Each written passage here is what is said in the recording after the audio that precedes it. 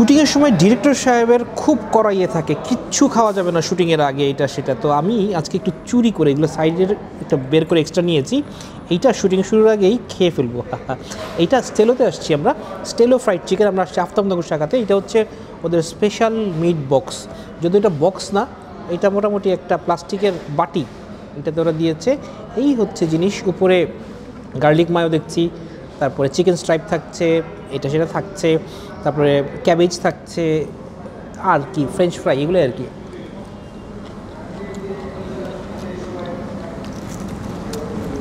ওকে, আপনাকে লুকিয়ে একটা পপুলার কথা বলি, যে মিট বক্স রাস্তার ধারে যেগুলো করে না, এই যে বক্সের মধ্যে করে দেয়, কুচা দিয়ে খাই, ওটার মধ্যে একটু নাগা সস মেশাই, এটা সেটা মেশাই, পেঁয়াজ টেয়াজ মেশাই, ওইটার যে মজা ভাই, মানে আপনি যে ফাস্টফুড রেস্টুরেন্টে আসবেন খাবেন, এটারও মজা আছে, কিন্তু ওইটা খাওয়ার চার্মটা অন্যরকম।